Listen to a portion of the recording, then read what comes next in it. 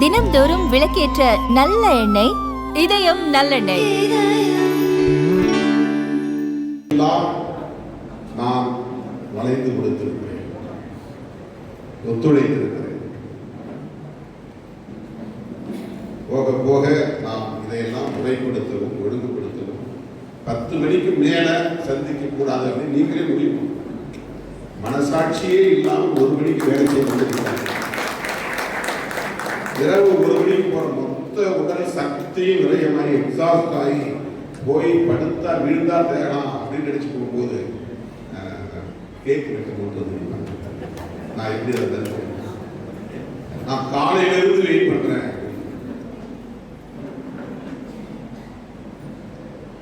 சரி, இவ்வளவு நல்லவருக்கு மேல வந்து படுக்கிறார், காலையில எழுந்துருக்கிறது எவ்வளவு நேரம் ஆகும், அது பிறகு அவர் தயாராகி வர வேண்டாமா? கதவை திறந்தா போதும், திமுத்தி முகத்தை கழுவி கதை திறந்தா போதும். அதுக்கு பிறகு நான் உள்ள இருந்து வெளியே வந்து 1.5 மணி நேரம் 2 மணி நேரம் ஆகும். இது தினந்தோறும் நடக்கிற நிலைமை. தோழர்களே, நான் உங்களை நம்பி நடக்கிறேன், நீங்கள் என்னை நம்பி திறந்து வருகிறீர்கள்.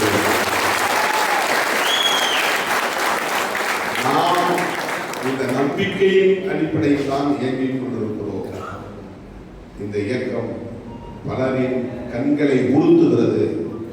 இந்த இயக்கத்தின் வளர்ச்சியை பொறுத்துக் கொள்ள முடியாத, சகித்துக் கொள்ள முடியாத பலர் என்பதை விட சிலர் எப்படியாவது இதை சிதறடித்து விட முடியாதா என்று தொடர் தனிநபர் தாக்குதலில் ஈடுபட்டு வருகிறார். எந்த பொறுப்பிலும் இல்லாத, எந்த பயனும் அடையாத, என்னை நெருங்கி பார்க்கவும் முடியாத என் உயிரின் உயிரான விடுதலை சிறுத்தைகள்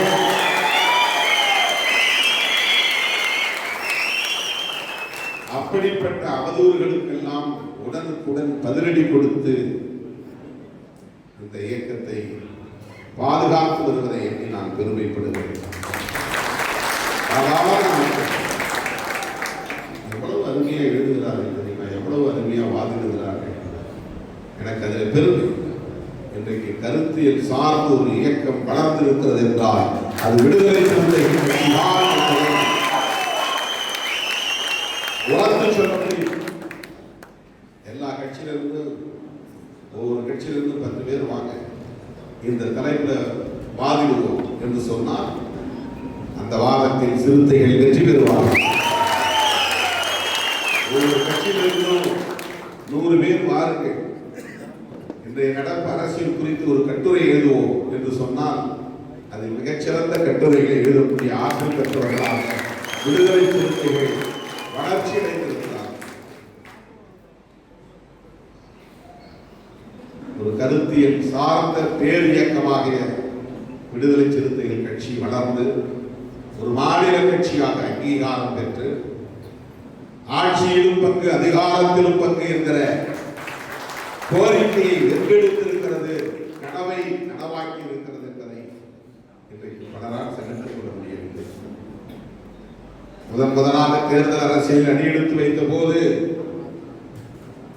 நான் நெய்வேலியில் புரட்சியாளர் அம்பேத்கர் சிலைக்கு மாலை அணிவித்துவிட்டு முழங்கிய முழக்கம் தான் ஆட்சியிலும் பங்கு, அதிகாரத்திலும் பங்கு. இன்றைக்கு அது நிறைவேறி இருக்கிறது.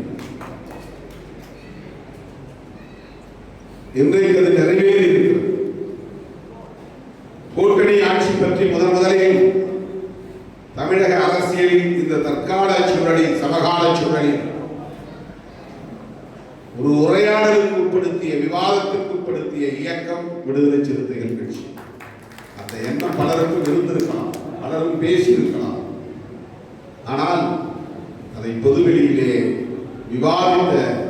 விவாதத்தை தொடங்கி வைத்த இயக்கம் விடுதலை சிறுத்தைகள் கட்சி. இன்றைக்கு அது நடைமுறைக்கு வந்திருக்கிறது. கூட்டணி ஆட்சி தமிழ்நாட்டில் இனி யார் ஆட்சிக்கு வந்தாலும் கூட்டணி ஆட்சி தான் என்ற பெரும் கனவு வாசல் திறந்து வைக்கப்பட்டிருக்கிறது. ஒரு புது யுகத்தில் தமிழ்நாடு அரசியல் அடியெடுத்து வைத்திருக்கிறது. வெறும் ஆட்சி மாற்றம் மட்டும் நிகழ்ந்துவிடவில்லை. ஒரு கட்சியிலிருந்து ஆட்சிக்கு ஒரு கட்சிக்கு மாறிவிட்டது என்பது மட்டும் நிகழவில்லை. தமிழ்நாடு அரசியலின் போக்கில் மாற்றம் நிகழ்ந்துவிட்டது. கூட்டணி அமைத்து ஒரு கட்சி ஆட்சி அமைக்கும் நிலை வரவே வராது. கூட்டணி அமைந்தால் கூட்டணியில் இடம்பெறுகிற கட்சிகள் இனி ஒவ்வொரு ஆட்சி அமைக்கிற போதும் கூட்டணி ஆட்சி முறை என்பது நடைமுறையில் இருக்கும். எனவே தமிழ்நாடு அரசியல் ஒரு புது யுகத்தில் அடியெடுத்து வைத்திருக்கிறது. இந்த புது யுகம் பிறப்பதற்கு சிறுத்தைகளின் உந்துதல் மிக முக்கியமானது. அரசியல் தாக்கம் மிக முக்கியமானது.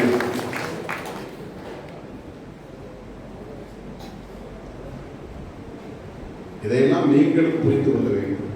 நம்முடைய பங்களிப்பு எவ்வளவு எந்த வகையில் இருக்கிறது, எத்தனை % வாக்கு வங்கி, எத்தனை சீட்டு எம்எல்ஏ, எத்தனை சீட்டு எம்பி என்பதல்ல. இந்த அளவுக்கு இவ்வளவு தாக்கத்தை எங்களால் ஏற்படுத்த முடிகிறது என்று சொன்னார். இதுவரையில் ஒரு முறை கூட தனித்து போட்டியிடாமல் எவ்வளவு வாக்கு வங்கி இருக்கிறது என்று உறுதிப்படுத்தாமல் தொடர்ந்து தமிழக அரசியல் தவிர்க்க முடியாத ஒரு அரசியல் சக்தியாக காய்களை நகர்த்த முடிகிறது என்று சொன்னால் அதுதான் சிறுத்தைகளின் சாதனை, சிறுத்தைகளின் வலிமை. பாராட்ட வேண்டும் என்று நினைத்தால் இந்த கோணத்தில் நம்மை பாராட்ட முடியும்.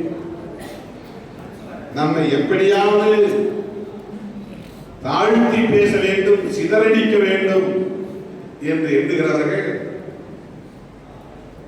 நம்மை மிகச் சாதாரணமான பிரச்சனைகளுக்கெல்லாம் கடுமையாக விமர்சிக்கிறார்கள். அதற்கு என்ன அடிப்படை காரணமாக இருக்க முடியும்? எப்படி இவர்கள் இந்த அளவுக்கு இந்த அரசியல் களத்தில் தாக்கு பிடித்து இருக்கிறார்கள் என்பதுதான். அதாவது அவர்களால் இதனை சகித்துக் கொள்ள முடியவில்லை. இப்படிப்பட்ட சூது நிறைந்த இந்த அரசியல் களத்தில், சூழ்ச்சி நிறைந்த இந்த தேர்தல் களத்தில், வஞ்சகம் நிறைந்த அரசியல் களத்தில், துரோகம் நிறைந்த அரசியல் களத்தில் நாம் இன்னும் எவ்வளவு எச்சரிக்கையாக இருக்க வேண்டும், கட்டுப்பாடாக இருக்க வேண்டும், இன்னும் எவ்வளவு கட்டுக்கோப்பாக இருக்க வேண்டும்,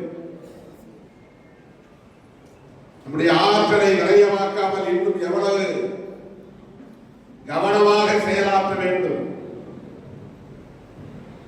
யோசிச்சு பாருங்க. நான் அந்த மேடைக்கு வர்றதுக்கு முன்னாடி நல்லா படுத்து உறங்கி ஓய்வெடுத்து மற்ற தலைவர்கள் மாதிரி மேக்கப் பண்ணி அப்படியே நடிப்பு கிடையாமல் மேடை வந்து உட்கார்ந்து இதுவரை நினைக்காமல் பார்த்துருக்கிறீங்களா? கசங்கி போய் தான் உடம்புல இருக்கிற எல்லா சக்தியும் போயிடும். இங்க வந்து உட்கார்ந்து அப்படி ஒரு சில நொடிகள் கண்ணை இறந்தாருங்க. அந்த ஒரு நிமிஷம் 1.5 நிமிஷம் அதுதான் எனக்கு பூஸ்ட், எனர்ஜி பூஸ்ட். என்னுடைய சக்தி மீண்டும் எனக்கு மறுபடியும் ஒரு சக்தி வருவதற்கு அந்த ஓய்வு தான், கொஞ்ச நேரம் கிடைக்கிற ஓய்வு தான்.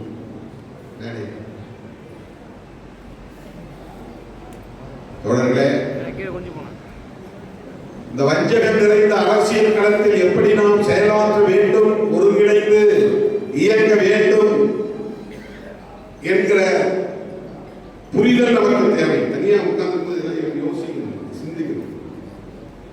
நிதி கேட்டேன் அப்படின்னு சொன்னா நிதி கேட்டார், கட்டாயமா ஒரு தொகுதிக்கு 1 லட்சம் போய் நம்ம கொடுத்தே ஆகணும். முன்னணி பொறுப்பாளர்கள் நம்மாலான நிதியை கொடுத்தே ஆகணும் அப்படிங்கிற ஒரு உறுதிப்பாடு.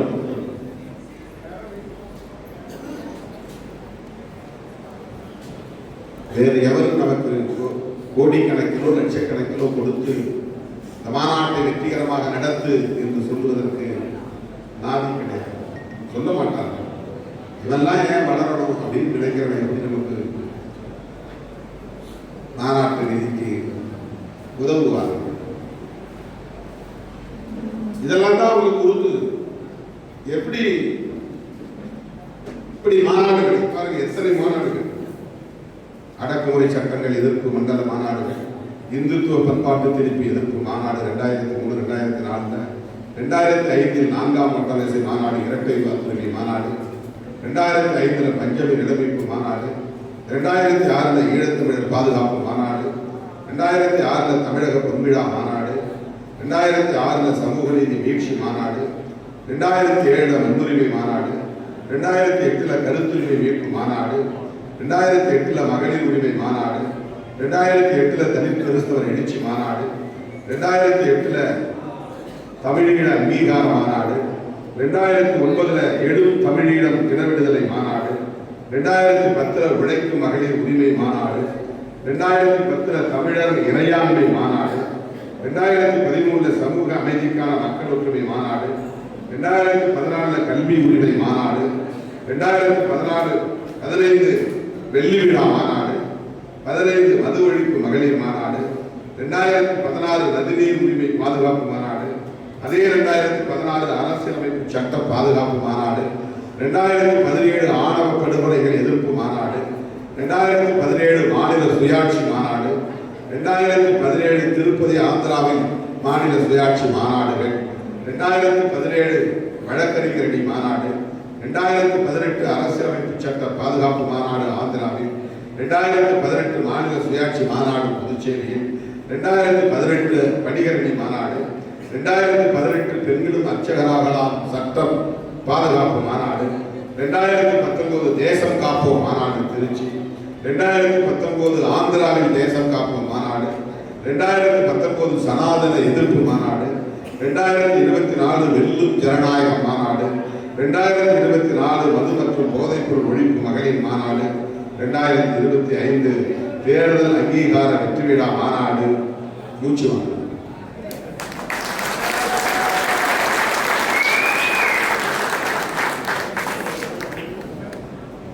இதுல நிறைய பேரணிகள், தேசம் காப்போம் பேரணி, இன்னும் பல பேரணிகள், இப்ப மதச்சார்பின்மை காப்போம் பேரணி நடத்தும், நீலச்சட்டை அணிந்து, இவ்வளவு நிகழ்ச்சிகளுக்கும் நமக்கு என்ன தொழிலதிபர்களா நிதியை அள்ளி தந்தார்கள், பெரு வணிகர்களா நிதியை அள்ளி தந்தார்கள். நீங்கள் அள்ளி தந்த நிதியை கொண்டுதான் இத்தனை மாநாடுகளையும் நாம் நடத்தியிருக்கிறோம். நீங்கள் எழுதிய சுவர் விளம்பரங்கள் தான், நீங்கள் ஒட்டிய சுவரொட்டிகள் தான், நீங்கள் பரப்பிய துண்டறிக்கைகள் தான், விநியோகித்த துண்டறிக்கைகள் தான், உங்களுடைய உழைப்பில் தான், உங்களுடைய ஒத்துழைப்பில் தான், உங்களுடைய மகத்தான பங்களிப்பில் தான் இத்தனை நெடுந்தூரம் இந்த இயக்கம் பயணித்து வந்திருக்கிறது. இவ்வளவு ஒடுக்குமுறைகளை இந்த இயக்கம் தாங்கி வந்திருக்கிறது. இவ்வளவு அவதூறுகளை இந்த இயக்கம் முறியடித்திருக்கிறது. இன்றைக்கு ஒரு மாநில கட்சியாக அங்கீகாரம் பெற்று அதிகாரத்தை பெற்றிருக்கிறது.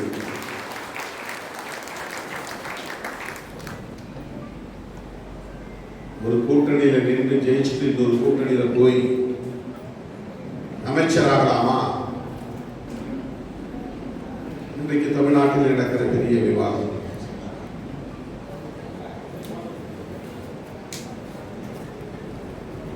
அந்த கூட்டணி, விடுதலை சிறுத்தைகள் அங்க வைத்த கூட்டணி, தேர்தலுக்கு முன்பே சிதறிவிடக்கூடாது என்பதில் கவனம் செலுத்திய, போராடிய, உறுதிப்பாட்டோடு களத்தில் நின்ற இயக்கம் தான் விடுதலை சிறுத்தைகள் கட்சி. அவ்வளவுதான் நம்ம பண்ணணும். தேர்தலுக்கு முன்னால், தேர்தலுக்கு பின்பு ஒரு கூட்டணி சிதறுகிறது என்று சொன்னால் அதற்கு என்ன காரணம்? எதிரும் புதிருமாக நின்ற அதிமுக கூட்டணியையும் திமுக கூட்டணியையும் பின்னுக்கு தள்ளிவிட்டு ஒரு கட்சி தனிப்பெரும் கட்சியாக வெற்றி பெற்று வந்து நிற்கிறது என்று சொன்னார். அதற்கு பல காரணங்கள் உண்டு.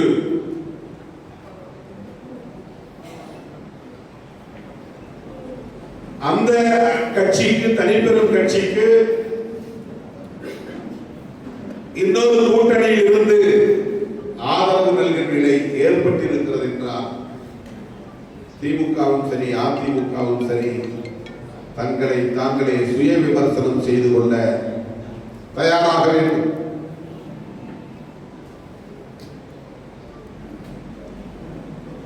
ஏற்கனவே நான் சொல்லி இருக்கிறேன்,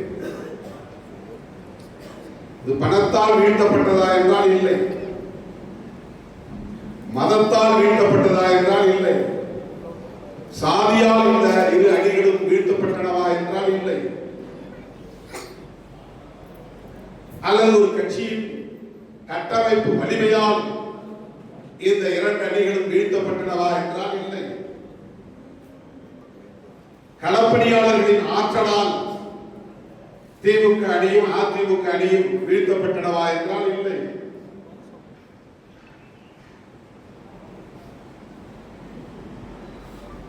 இதற்கு என்னதான் காரணம்? நெடுங்காலமாக திராவிட இயக்கங்களுக்கு எதிரான அல்லது திராவிட அரசியலுக்கு எதிரான வெறுப்பு அரசியல் தொடர்ந்து பரப்பப்பட்டது, தொடர்ந்து பரப்பப்பட்டது. இன்றைக்கு நேற்று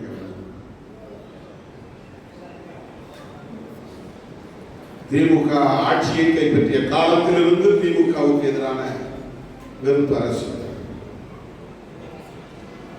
திமுகவை பலவீனப்படுத்துவதற்காகவே உருவான கட்சி அதிமுக. பிறகு திமுகவும் அதிமுகவும் எதிரும் புதிருமாக இருந்துருவ கட்சிகளாக மாறிய பிறகு அந்த இரண்டு கட்சிகளுக்கும் எதிரான வெறுப்பு அரசியல் பரப்பப்பட்டது. தொடர் தாக்குதல்கள் நிகழ்த்தப்பட்டன. அதனுடைய உச்சமாக கலைஞர் கருணாநிதி அவர்களுக்கு பேனா நினைவு சின்னம் வைத்தால் அதை உடைப்போம் என்று வெளிப்படையாக பேசக்கூடிய அளவுக்கு இங்கே வெறுப்பு அரசியல்.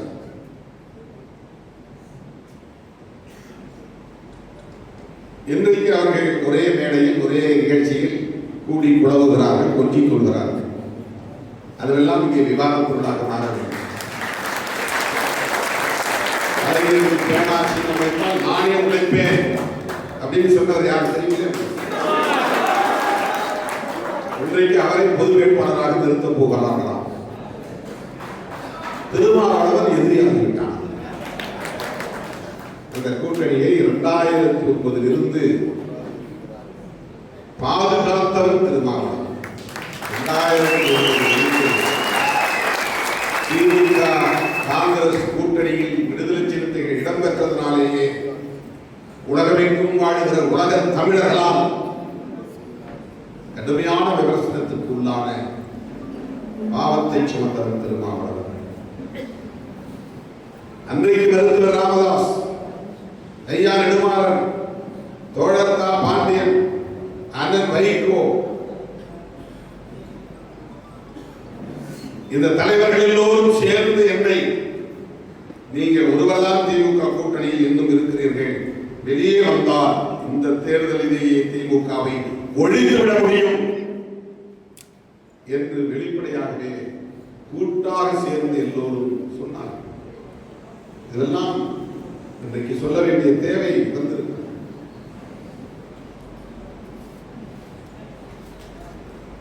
முள்ளிவாய்க்கால் படுகொலைக்கு திமுகவும் காங்கிரசும் தான் காரணம்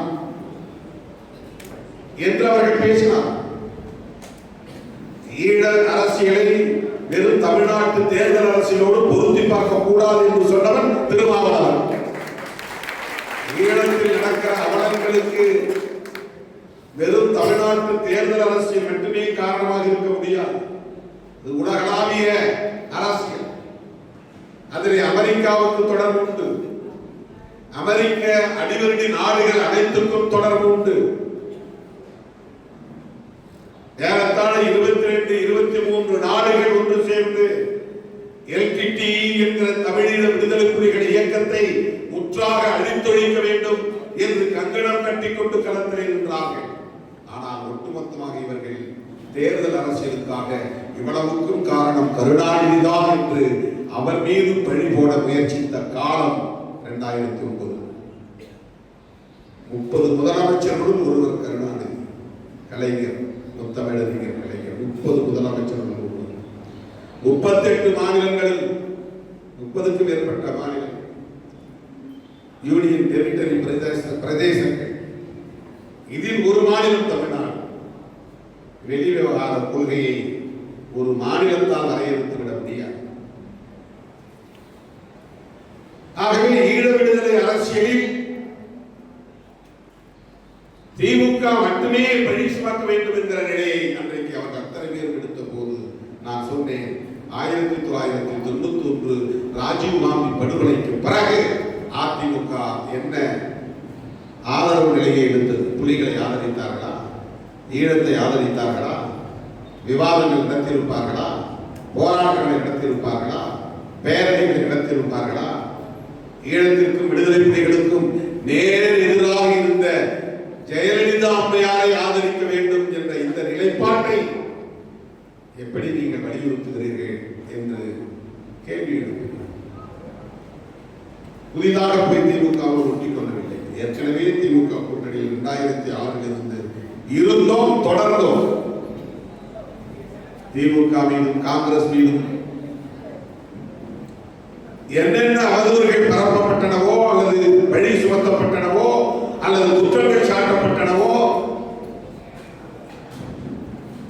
அவ்வளவு குற்றச்சாட்டுகளையும் நான் சுமக்க நேர்ந்தது. நானும் சுமந்தேன். அதிலிருந்து தொடர்ச்சியாக திராவிட இயக்க அரசியலுக்கு எதிரான அவதூறுகளை எல்லாம் திமுக தலைவர்கள் எதிர்கொண்டார்களோ இல்லையோ, பதிலளித்தார்களோ இல்லையோ, திருமாவளவன் பதில் கொடுத்தார்.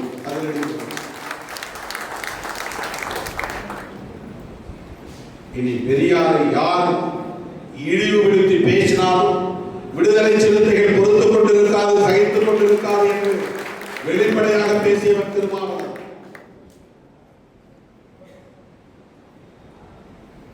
பெரியாரே மண்ணு என்று சொன்ன போது மிக வெளிப்படையாக சீமான் அவர்களை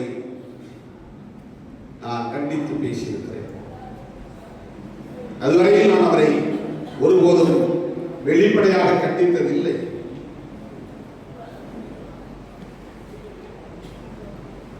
அவர்கள் திரிபுவாத அரசியலை உயர்த்தி பிடித்தார்கள். தெலுங்கு எதிர்ப்புதான் தமிழ் தேசிய அரசியல். கருணாநிதி ஒரு தெலுங்கர்.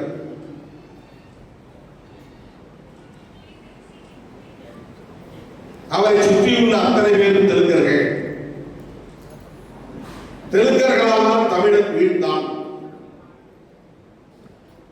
இதுதான் தமிழ் தேசியம் என்று அவர்கள் இந்திய தேசிய எதிர்ப்பை கைவிட்டு விட்டார்கள். இந்தி திணிப்பை எதிர்க்க ஆர்வம் காட்டவில்லை. இந்துத்துவ அரசியலை, சாதியவாத மதவாத அரசியலை எதிர்த்து பேசவில்லை. பாரதிய ஜனதாவை எதிர்த்து பேசவில்லை. RSS எதிர்த்து பேசவில்லை. வடவர் ஆதிக்கத்தை எதிர்த்து பேசவில்லை. வெறும் கருணாநிதி எதிர்ப்பு, திமுக எதிர்ப்பு, தெலுங்கர் எதிர்ப்பு என்று பேசுவதே இங்கு தமிழ் தேசிய அரசியல் என்று அவர்கள் திசை மாறி போன போது விடுதலை சிறுத்தைகள் கொடுக்கின்றோம்.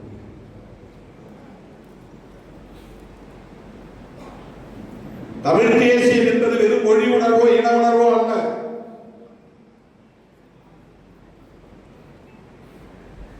அண்ணன் பிரபாகரன் அவர்கள் அப்படி மொழி உணர்வும் இன உணர்வும் தான் தமிழீழ தேசியம் என்று உயர்த்தி பிடிக்கவில்லை. ஒரு தேச விடுதலைக்கான, தேசிய இன ஈழ விடுதலைக்கான அரசியலை அவர் முன்னெடுத்த போது அந்த இனத்திற்கு நேர் எதிரான தேசியம் என்னவோ அந்த தேசியத்தை எதிர்த்தார். அதுதான் சிங்கள தேசியம். அது வெறும் சிங்கள மொழிவழி தேசியமாக மட்டுமில்லை, சிங்கள பௌத்த மொழி மதவாத தேசியமாக இருக்கிறது என்பதனால் சிங்கள பௌத்த பேரினவாதம் என்று தன்னுடைய பகையை அடையாளப்படுத்தினார். இலங்கை தழுவிய ஒரு தேசிய பார்வையம். ஆனால் இந்த வண்டில் தமிழ் தேசியம் என்பதே திமுக எதிர்ப்பு, கருணாநிதி எதிர்ப்பு என்று சுருக்கப்பட்டுவிட்டது. தெலுங்கர் எதிர்ப்பு என்று சுருக்கப்பட்டுவிட்டது. அந்த நேரத்தில் திமுகவினரை விட கருத்தியல் தளத்தில் வேகமாக சீறி பாய்ந்தவர்கள் சிறுத்தைகள்.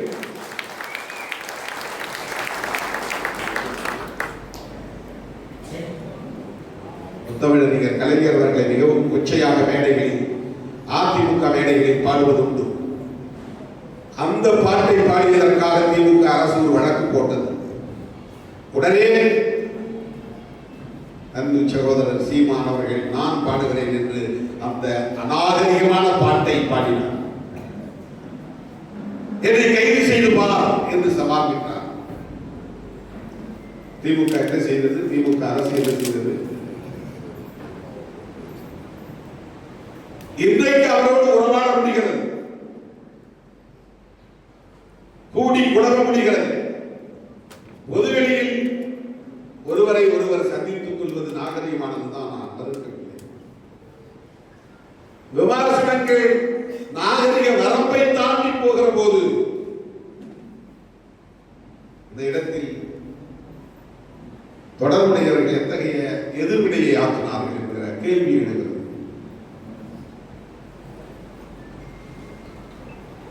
தோழர்களே, இது நான் தனிப்பட்ட முறையிலே யார் மீதும் காழ்ப்புணர்வு கொண்டு பேசவில்லை. விடுதலை சிறுத்தைகளை இன்றைக்கு எதிராக பார்க்கிற ஒரு பார்வை,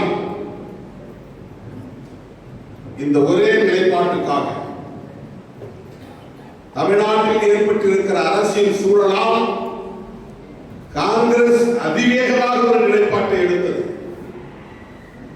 இடதுசாரிகள் பின்னர் ஆதரவு நிலையை வெளிப்படுத்தினார்கள். திருமாவளவன் பொறுத்து நிதானமாக 4 நாள் கழித்து இந்த நிலைப்பாட்டை மேற்கொண்டார்.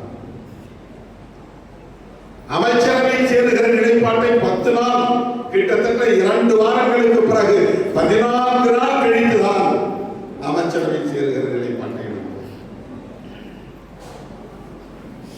பாராட்ட மனம் இருந்தால் திருமாவளவன் அவசரப்படவில்லை, எவ்வளவு நிதானமாக பொறுமையாக இந்த நிலைப்பாட்டை எடுத்திருக்கிறார் என்று பாராட்ட முடியும். அப்படி பாராட்ட யாருக்கு மனமில்லை. தாவேக சிவப்பு கம்பளம் விரித்து காத்திருக்கிறது, கைகளை அகல விரித்து காத்திருக்கிறது. காங்கிரஸை போலவே வேகமாக ஓடி கை கொடுத்திருக்க முடியும். பதவி கிடைக்கிறது, அதிகாரம் கிடைக்கிறது, ஆளுங்கட்சி கூட்டணி, பாதுகாப்பு இருக்கும்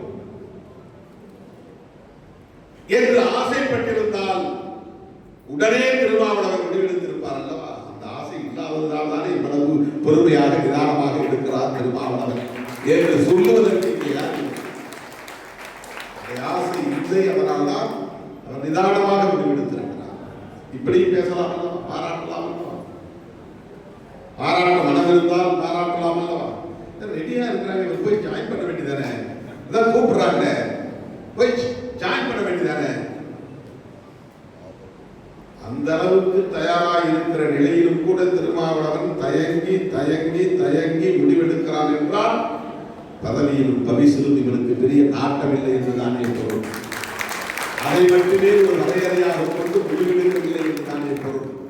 வேறு முக்கியமான ஒரு பார்வை அவரிடத்திலே இருக்கிறது, தொலைநோக்கு பார்வை இருக்கிறது, அல்லது கருத்தியல் சார்ந்த பார்வை இருக்கிறது, அல்லது எதிர்கால கணக்கு எதுவும் இருக்கிறது. இதையெல்லாம் அடிப்படையாக வைத்துதான் மிகவும் நிதானித்து திருமாவளவன் முடிவெடுத்திருக்கிறார் என்று யாரும் சொல்லவில்லை, சொல்ல மாட்டார்கள். அதை நாம் எதிர்பார்க்கவில்லை. இன்னும் சொல்ல போனால் தேர்ந்தெடுக்கப்படாத நிலையிலும் கூட, நான் ஒரு சட்டமன்ற உறுப்பினராக இல்லாத நிலையிலும் கூட என்னால் அந்த அமைச்சரவையில் ஒரு அமைச்சராக முடியும் என்ற வாய்ப்பு இருக்கிறது.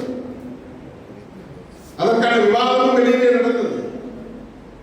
எனக்கு அந்த ஆசை இருந்திருந்தால் அடுத்த நாளே நான் வருகிறேன், இதை விட வேற என்ன என்று நான் போய் கட்டி அடைத்திருக்க முடியாதா? ஆற தழுவி இருக்க முடியாதா?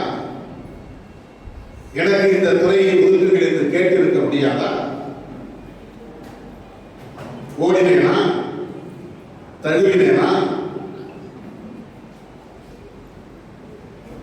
அந்த இடத்திலும் நாங்கள் ஆதரவை வெளியிலிருந்து தருகிறோம், அமைச்சரவையில் சேர மாட்டோம் என்ற முடிவை 9ஆம் தேதி நான் அறிவிக்கிறேன். அதன் பிறகு பேச்சுவார்த்தை நடந்தது. இந்த பேச்சுவார்த்தையிலே உயர்கல்வித்துறையை வேண்டுமானாலும் நீங்கள் எடுத்துக் கொள்ளுங்கள், அல்லது விவசாய துறையை வேண்டுமானாலும் நீங்கள் எடுத்துக் கொள்ளுங்கள், அல்லது தொழிலாளர் நலத்துறையை வேண்டுமானாலும் எடுத்துக் கொள்ளுங்கள். நீங்கள் வந்தால் என்ற கேள்வி, என்ற விவாதம் நடந்தது. அப்போது உறுதிபட நான் சொன்னேன், எந்த நிலையிலும் நான் அமைச்சரவையில் சேர மாட்டேன், நான் சேர மாட்டேன். கட்சி சேர்வதற்கு முடிவெடுத்தால் தேர்ந்தெடுக்கப்பட்ட உறுப்பினர் வன்னி அரசு அமைச்சராவார். பாராட்ட மனம் இருந்தால் பாராட்டலாம் அல்லவா? எவ்வளவு பெரிய கோல்டன் ஆப்பர்ச்சுனிட்டி. திருமாவளவன் ஒரு மினிஸ்டர் ஆயிருக்கலாமே, ஏன் அவர் போய் சேரல? அவருக்கு அதில் அவ்வளவு ஈடுபாடு இல்லை. தனக்கு மந்திரி பதவி கிடைக்குங்கிற வாய்ப்பு இருந்தும் கூட தன்னோடு 30 ஆண்டுகளாக பயணித்த ஒரு சாதாரண தோழரை அமைச்சராக்கி ஆட்சி அதிகார பீடத்தில் அமர வைத்திருக்கிறாரே திருமாவளவன் என்ற கோணத்தில் பாராட்டலாம் அல்லவா? பாராட்ட மனம் இருந்தால் பாராட்டலாம் அல்லவா?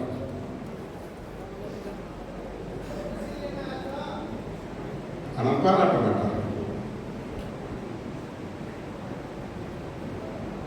நீங்க ஆதரவு தரன்னு சொல்லிட்டு போனீங்க, அப்புறம் ஏன் அமைச்சரவையில் சேர்ந்தீங்க? இது ஒரு கேள்வி. இது என்ன, என்னால புரிஞ்சுக்கவே முடியல. ஸ்ட்ரிக்டா உறுதிபட நாமெல்லாம் ஒரு அணி, அவர் எப்படியாவது ஆட்சி அமைச்சுட்டு போவோம், நாம ஒற்றுமையா இருக்கும், யாரும் ஆதரவு நல்க வேண்டிய அவசியம் என்று ஏன் திமுக தலைமை சொல்லவில்லை? இந்த கேள்வியை யாரும் எழுப்பினார்களா? அது அவங்க இஷ்டம், அவங்களுக்கு சுதந்திரம், அதனால விட்டுட்டோம்னா அதுக்கு அடுத்த விமர்சனத்துக்கே போகக்கூடாது. அதுக்கு அடுத்த விமர்சனத்துக்கே போகக்கூடாது. நீங்க அமைச்சர்களை சேர்ந்ததுனால தான் உங்க கட்சியிலிருந்து ஒருத்தர் இவங்க சேர்த்துக்கிட்டாங்க, அதனால கூட்டணியை முறிச்சது நீங்க தான். அந்த நாளில் அப்போதுதான் நான் சொன்னேன். அப்போ கம்யூனிஸ்டும் சொன்னார்கள் திமுகவோட உறவு எப்படின்னா உறவு அது தொடர்கிறது. அதுக்கு பிறகு ஏதோ விளக்கம் கொடுத்தாங்க, அது வேற விஷயம்.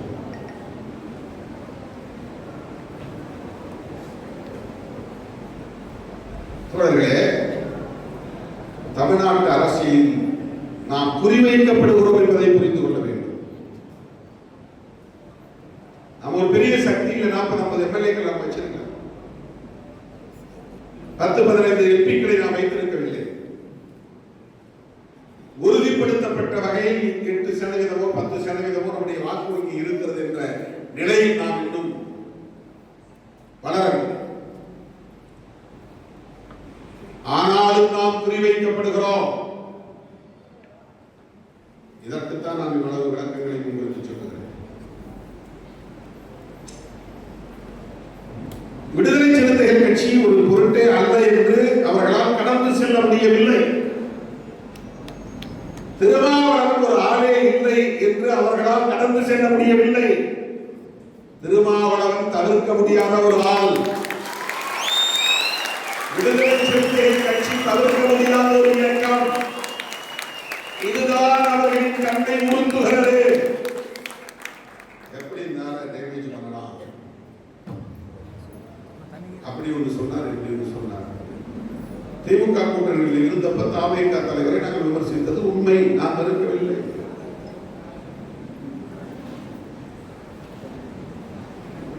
நாங்கள் பேசுகிற அரசியலுக்கு அது தாவேகா எடுத்த நிலைப்பாடு அல்லது அரசியல், அவர்கள் பேசிய கருத்துக்கள் முரணாமையாக இருந்த நிலையில் விமர்சித்தோம். ஆட்சி அமைப்பதற்கு நெருக்கடியான ஒரு சூழலில் இந்த விமர்சனங்களை எல்லாம் கடந்து எங்கள் உறவை தாவேகா விரும்புகிறது என்கிற போது அந்த உறவை நாங்கள் தக்க வைத்துக் கொண்டிருக்கிறோம். இதில் என்ன அரசியலில் பெரும் பிழை? நம்ம தம்பிங்க சில பேர் இப்போ 2 நாளைக்கு முன்னாடி தாத்தா ரெட்டமலை சீனிவாசன் பிறந்த நாள் அன்று நான் கொடுத்த பேட்டி ஒரு நறுக்கு மட்டும், அதாவது ஒரு கிளிப்பிங்ஸ் முன்னையும் பின்னையும் வெட்டிட்டு தொடர்கிறது, திமுக கூட்டணி தொடர்கிறது அப்படிங்கிறத மட்டும் போட்டாங்க. உடனே நிறைய தம்பி எனக்கே மெசேஜ் போடுறாங்க. என்னன்னா, விருதுகள் வழங்கும் விழாவில் நீங்க அப்படி பேசுறீங்க, இப்ப இப்படி பேசுறீங்க. இப்போ நம்முடைய பாலாஜி அவர்கள் தான் ஃபேஸ்புக்ல ஒரு ஸ்டேட்டஸ் போட்டார், ட்வீட்ல போட்டார். கடந்த கால நிகழ்வுகளை குறிப்பிடுகிற போது அந்த சொற்றொடர் வந்தது. இப்படி சொன்னேன், அது பின்னால் வருது, என்று சொன்னேன், என்று விளக்கினேன். இது பாஸ்ட் டென்ஸ். திமுக கூட்டணி தொடர்கிறது என்று சொன்னேன், என்று சொன்னேன் கற்பனை தொடர்கிறது அப்படிங்கிறது போடுறாங்க. உடனே திருமாவுக்கு என்னாச்சு, இதை மட்டும் பார்க்கறது நுடிப்புள் பெயர் ஆட்கள் இருக்காங்கல்ல, பேட்டியை முழுசா பார்க்க போய் யாருக்கும் மைண்டு கிடையாது, அமைதி கிடையாது. 1.5 நிமிஷம் கூட ரீல்ஸ் யாரும் பார்க்கறது இல்லை, அப்படியே தள்ளி விட்டுறாங்க.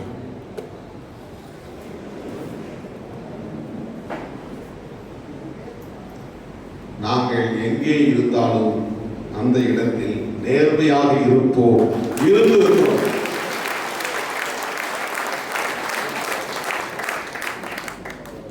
இப்போ ஒரு கருத்து சொன்னேன், ஏன் இவங்க 2 பேரும் ஒன்னா இருக்க கூடாது? இருக்க மாட்டாங்கிறது எங்களுக்கு தெரியும், ஆனா ஏன் இருக்கக்கூடாதுன்னு நான் கேள்வி எழுப்புகிறேன்.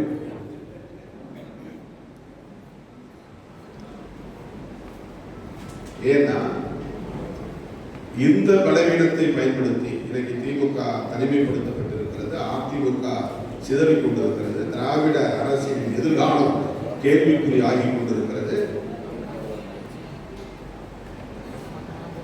பெரியார் அரசியலின் எதிர்காலம் என்னவாகும் என்கிற கவலை அதிகரிக்கிறது. இந்த இடத்தில் we the leaders அப்படின்னு ஒரு கட்சி வருகிறார். we the leaders இங்கிலீஷ், அவர் ஐபிஎஸ் படிச்சோம், யார் உங்களுக்கு தெரியும்? we the people அப்படின்னு நாம வந்து கான்ஸ்டிடியூஷன்ல படிச்சிருக்கோம்.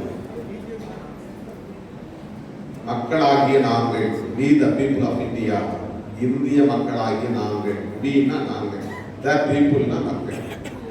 இவர் we the leaders லீடர்ஸ்னா தலைவர்களாகிய நாங்கள். அவர் போய் கவர்மெண்ட்ல தான் ரிசர்வேஷன் வாலண்டரி ரிட்டையர்மெண்ட் எழுதி கொடுப்பாங்க. அதை வந்து அவங்க மேல எதுவும் அலிகேஷன்ஸ் இல்லைன்னா விஆர்எஸ்ஐ ஏற்றுக்குவாங்க. ஏற்றுக்கிட்ட பிறகு பணியை விட்டு அவர் வெளியே வந்துடலாம். இது அரசு பணியில் தான் நடக்கும். இப்போ நான் எம்எல்ஏ எம்பி எலெக்ஷன் நிற்கிறதுக்காக போய் ரிசர்வேஷன் கொடுக்க போனேன். எங்கள் டைரக்டர் என்ன சொல்லிட்டாரு, நோ நோ நோ அப்படிலாம் தர முடியாது, இன்னும் ஒரு டிபார்ட்மெண்டல் என்கொயரி உங்கள் மேலே இருக்குது, அதை முடிச்சுட்டு தான் போகணும் அப்படின்ட்டார். ஓப்பனாக கூப்பிட்டு ஹோம் செக்ரட்டரி பேசினார். ஹோம் செக்ரட்டரி கூப்பிட்டு டைரக்டர் பேசினார். அவர் உடனே பதறி அடிச்சுக்கிட்டு, ஐயா திருமாவளவன் வாப்பா இது வாங்கிட்டு போ, ரிசர்வேஷன் நான் ஏற்றுக்கிட்டேன் என்று என்னுடைய பதவி விலகல் கடிதத்தை ஏற்றுக்கொண்டு இவர் இந்த தேதியில் இருந்து இந்த நிமிடத்தில் இருந்து இவர் இந்த அரசு பதவியிலிருந்து விலகிவிட்டார் அப்படின்னு சான்றிதழ் கொடுத்தார். இது அரசு பணியை விலகுவதற்கு கடிதம் போட்டு அனுமதிக்கு காத்திருக்கணும். கட்சியிலிருந்து விலகிறதுக்கு ஏன் இவர் போய் டெல்லியில் உட்கார்ந்துருந்தார் அண்ணாமலை? வெளியே வந்து பிரஸ் மீட்ல சொல்லிட்டு போக முடியாது, நான் இப்ப பிஜேபி இல்லை தனியாக கட்சி தொடங்க போறேன் அப்படின்னு சொல்லிட்டா முடிஞ்சு போச்சு. ஆனா இவர் வந்து டெல்லியில போய் கடிதம் கொடுத்துட்டு மோடி அமித்ஷா இவரெல்லாம் பார்த்து அவங்க அதை படிச்சு பார்த்துட்டு அதை ஆராய்ச்சி பண்ணிட்டு உங்க லெட்டர் வந்து அக்செப்டட் நீங்க இனிமே போகலாம் வெளியே. யாராவது எந்த உலகத்திலே நடக்குமாப்பா? ஒரு பொலிட்டிக்கல் பார்ட்டி வெளியே போறதுக்கு யாராவது ரிசர்வேஷன் கொடுத்து அதை அக்செப்டன்ஸ் வரல காத்திருந்த வரலாறு உலகத்தில் உண்டா? இப்போ நீங்க பிடிக்கலன்னா நீங்க மட்டும் போயிட்டே இருக்கலாம். யாரும் கேட்க போறா? ஏன்னா நீங்களா வந்தீங்க, நாம என்ன ஒன்னா வாழ்றதுக்கே வந்துருக்கோம். வெளியே போறோம்னா யார் வேணாலும் எப்போ வேணாலும் வெளியே போகலாம். வெளியே போயிட்டு ப்ரெஸ்ஸை மீட் பண்ணலாம். பத்திரிகையாளர் கூப்பிட்டு நான் இப்போ இந்த இடத்துல இருந்து விடுதலை சிறுத்தை கட்சியில் இல்லை, சோ காரணம் அப்படின்னு சொல்லிட்டு போயிட்டே இருக்கலாம். யார் என்ன பண்ண போறாங்க? அரெஸ்ட் பண்ண முடியும். என் கட்சியில இருந்து எப்படி வெளியே போனா விலகினாய் அப்படின்னு நான் என்ன கேஸ் கொடுக்க முடியுமா அல்லது கைது பண்ண முடியுமா? ஆனா அண்ணாமலை அனுமதி வாங்கிட்டு வந்து கட்சி தொடங்க. இது ஆழ சிந்திக்க வேண்டிய ஒன்று. பிஜேபி இன்னொரு முகத்தோடு, ஆர்எஸ்எஸ் இன்னொரு முகத்தோடு தமிழ்நாட்டுக்குள்ளே அடி எடுத்து வைக்கிறது. இங்கே சொந்த முகத்தோடு வந்தால் பிஜேபியால் ஒருபோதும் வெற்றி பெற முடியாது, போடி ஆகாது. ரொம்ப காலம் முயற்சி பண்ணி பார்க்கிறாங்க, ஒன்றும் கதை நடக்கல. ஒரே ஒரு எம்எல்ஏ தான் ஜெயிச்சிருக்காங்க ஏடிஎம்கே கூட்டணி. ஒரே ஒரு எம்எல்ஏ நீங்களே ஊட்டி. ஆனா 27 இடத்துல போட்டிட்டாங்க. திமுக கூட்டணியில் நாம் எடுத்த முன்முயற்சி வெற்றி பெற்றுவிட்டது. பிஜேபி இங்கு வலிமை பெற்றுவிடக் கூடாது, அதிமுக கூட்டணி ஆட்சிக்கு வந்துவிடக் கூடாது, அதிமுக கூட்டணியை தோற்கடிக்க வேண்டும். அதில் நம்ம வெற்றி பெற்றோம். இடையில மூன்றாவது சக்தி வந்துவிட்டது. இதை யாரும் எதிர்பார்க்கல. இதற்கு எப்படி திருமாவளவன் பொறுப்பாக முடியும்? இதற்கு எப்படி விடுதலை சிறுத்தைகள் கட்சி பொறுப்பாக முடியும்? எந்த கட்சியும் இல்லாத அளவுக்கு எல்லா பூத்திலையும் கமிட்டி போட்ட கட்சி திமுக. அதுல டிஜிட்டல் ஏஜென்ட் வேற போட்டாங்க.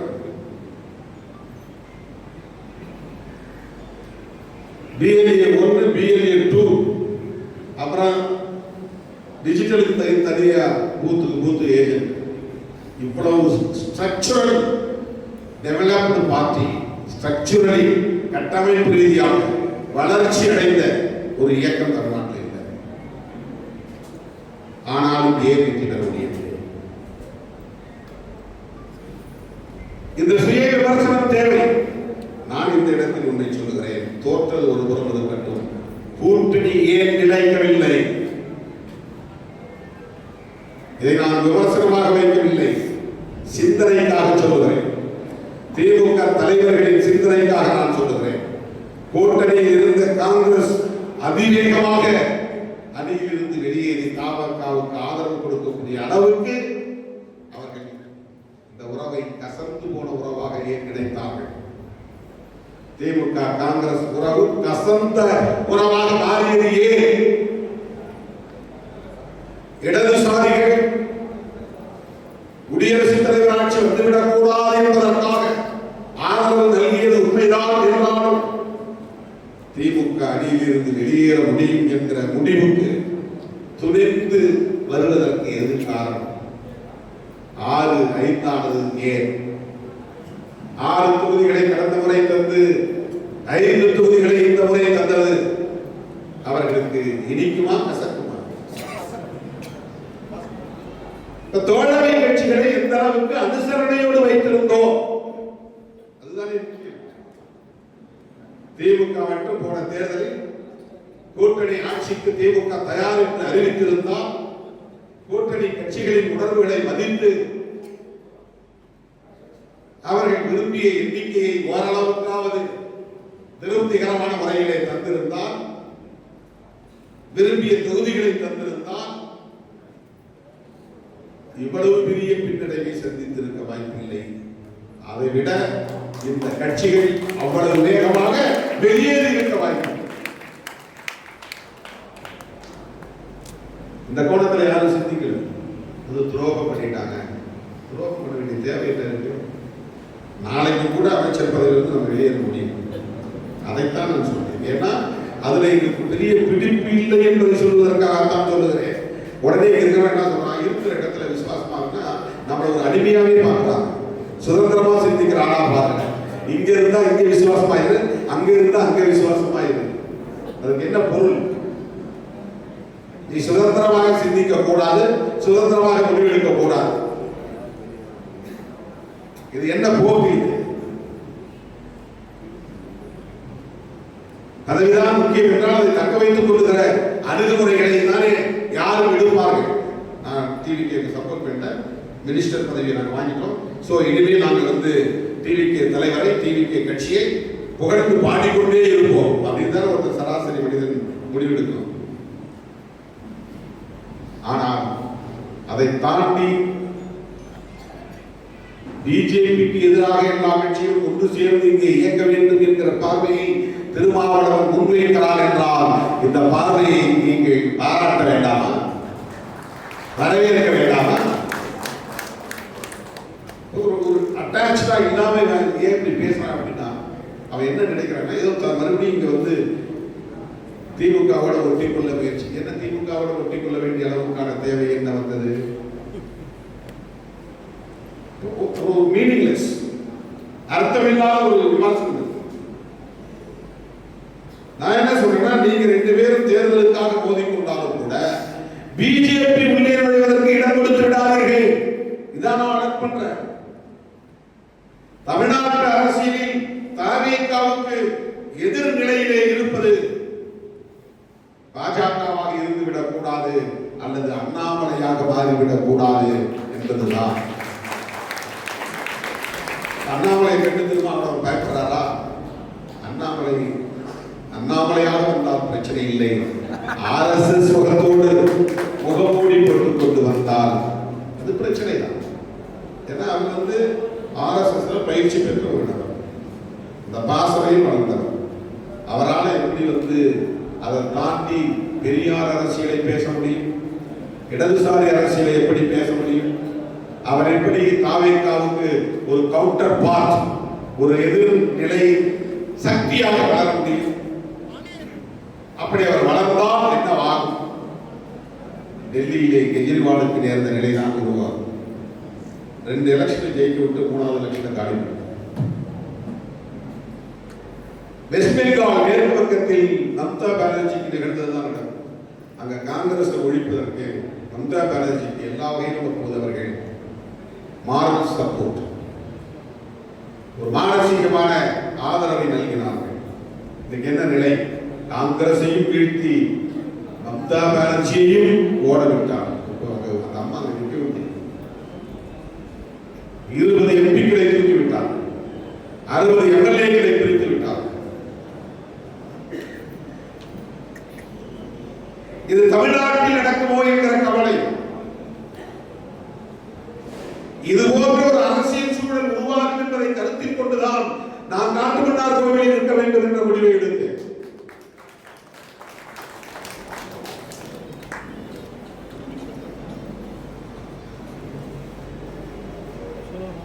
கூட்டணி தலைவர் சங்கடப்பட்டு விடக்கூடாது, மனம் நோகக்கூடாது.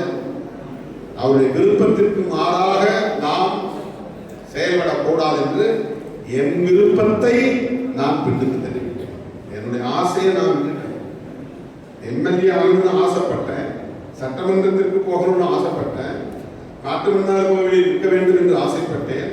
மக்கள் நல கூட்டணியில் வெறும் 87 ஓட்டுல பறிகொடுத்த நிலையில இப்போதாவது வெற்றி பெற்று சட்டமன்றத்தில் போய் ஒரு 5 வருஷம் நாம மக்களுக்காக பேச முடியும் என்கிற நம்பிக்கையோடு கனவுகளோடு என் பெயரை நான் அறிவித்தேன். ஆனால் ஒரே ஒரு வார்த்தை தான் சொன்னார், ஃபோர்ஸ் பண்ணுங்க, கட்டாயப்படுத்துகிறார், வற்புறுத்துறேன். நீங்க ஒரு கட்சி தலைவர், உங்களுக்கு தெரியாதது இல்லை அப்படின்னு சொன்னார். ஆனா உங்க மனசுல என்ன இருக்கு சொல்லுங்க அப்படின்னு, ரீகன்சிடர் பண்ணுங்க, அவ்வளவுதான். உடனே எழுந்த சரிண்ணே, நான் நிக்கல, தமிழ்நாடு விடுதலை நான் சொத்து எடுக்க போறேன் அப்படின்னு கூட்டணி தலைவரிடத்தை சொல்லிவிட்டு வந்தவர் தான். நம்முடைய ஆசையை கட்டுப்படுத்திக் கொண்டு நம்முடைய விருப்பத்தை கூட பின்னுக்கு தள்ளிவிட்டு கூட்டணியின் நலன் முக்கியம், கூட்டணி தலைவரின் உள்ளம் நோகக்கூடாது,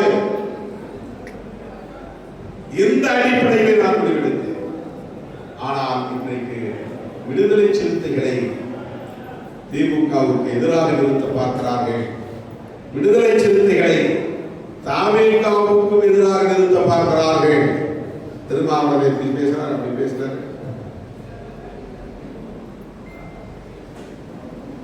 உடனே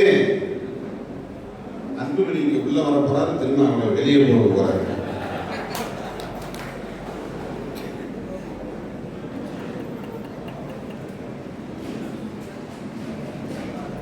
திருமாவளவனை எந்த சக்தியாலும் அரசியலில் இருந்து வெளியேற்ற முடியாது.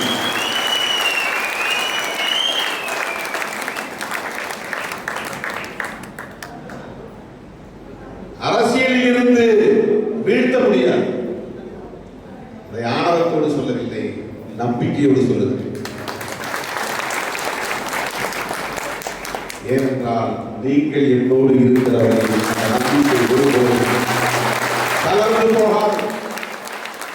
11 மணியாக போகிறது, இன்னும் அரங்கம் நிறைந்திருக்கிறது.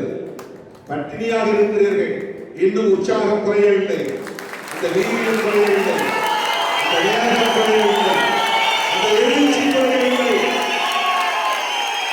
இந்த சக்தியை எந்த சக்தியாக ஒருவரும் பலவீனப்படுத்த முடியாது.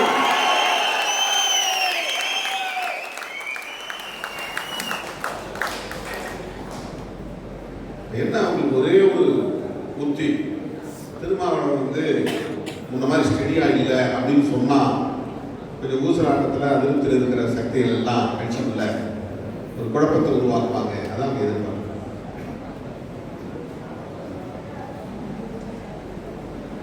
என்னோடு தொடர்ந்து பயணிக்கிற தோழர்கள் என்னை முழுமையாக அறிவார்கள்.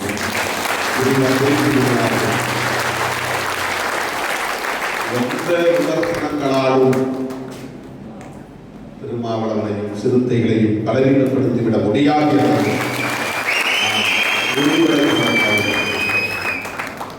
இதை உறுதிப்படுத்துவதற்கான வாய்ப்பு தான் ஆகஸ்ட் 17 தமிழ் தேசிய எழுச்சி மாநாடு.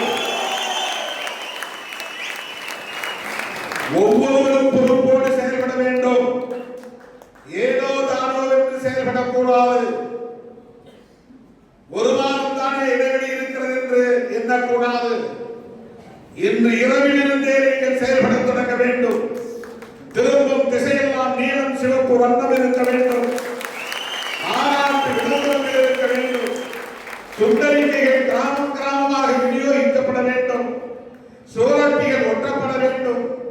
சமூக வலைத்தளங்களில் இந்த ஒரு மாத காலத்திற்கு முழுக்க தமிழ் தேசிய எழுச்சி மாநாடு என்கிற அந்த முழக்கம்தான் பரப்பப்பட வேண்டும். மீண்டும் ஒரு களம் நாம் யார் என்று நிரூபிப்பதற்கான உறுதிப்படுத்துவதற்கான களம். கருத்தியல் சார்ந்த ஒரு களம். நாம் பேசுகிற அரசியல் தமிழ் சமூக தளத்தில் பெரும் தாக்கத்தை ஏற்படுத்த வேண்டும். நேற்று காஞ்சிபுரத்தில் நடைபெற்ற மண்டல செயற்குழுவில் நாம் பேசுகிற போது தமிழ் தேசியத்தை நாம் எப்படி அணுகுகிறோம் என்பதை சொன்னேன். 2 வகையான தமிழ் தேசியத்தை நான் பார்க்கிறேன். ஒன்று தனித்தமிழ்நாடு கோருகிற தமிழ் தேசியம். இன்னொன்று அரசமைப்பு சட்டத்திற்கு உட்பட்ட மாநில உரிமைகளை மாநில சுயாட்சியாக வலியுறுத்துகிற தமிழ் தேசியம். அந்த தமிழ் தேசியம் மொழி உணர்வின் இன உணர்வின் அடிப்படையில் இல்லாமல் இனவாத தமிழ் தேசியமாக திரிபுவாதம் செய்யப்படாமல் பாரதிய ஜனதாவும் RSS முன்னெடுக்கிற சாதியவாத மதவாத இந்திய தேசியத்திற்கு எதிராக, மதவழி தேசியத்திற்கு எதிராக சாதி ஒழிப்பை முன்னிறுத்துகிற தமிழ் தேசியம். அரசமைப்பு சட்டத்திற்கு எதிராக தனித்தமிழ்நாடு என்று கோருகிற அந்த அரசியலை நாம் இங்கே முன்வைக்கவில்லை. நாம் தனித்தமிழ்நாடு கோரிய தமிழரசனை வணங்குகிறோம். அது வேறு. தனித்தமிழீழம் கோரி லட்சக்கணக்கான போராளிகள் வீரவணக்கம் செய்யக்கூடிய அளவுக்கான ஈகம் செய்த தமிழீழ கோரிக்கை, அந்த விடுதலை அடிப்படையிலான தமிழ் தேசியத்தை நாம் முன்வைக்கவில்லை. அண்ணன் பிரபாகரன் அவர்களைப் போலவோ தோழர் தமிழரசன் அவர்களைப் போலவோ நாம் தனி தமிழ்நாடு கோரிக்கையை, தமிழீழ கோரிக்கையை உயர்த்தி பிடிக்கக்கூடிய அந்த தமிழ் தேசியத்தை நாம் முன்வைக்கவில்லை.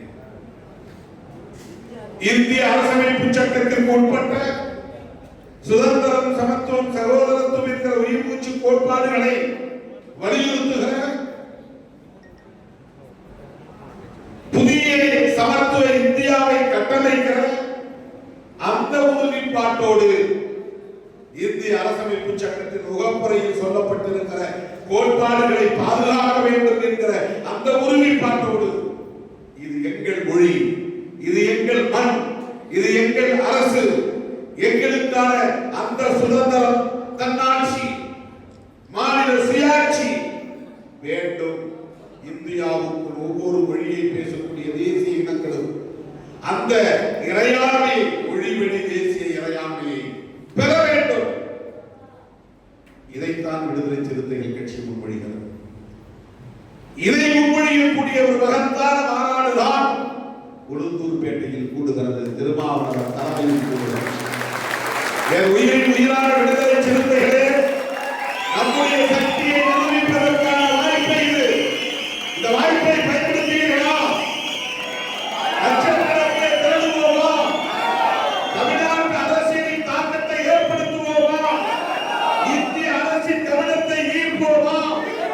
தவிர்க்க முடியாத அரசியல் சக்திதான் சிறுத்தைகள் என்பதை மீண்டும் நிலைநாட்டுவோமா? உளுந்தூர்பேட்டையில் சந்திப்போம். நன்றி, வணக்கம்.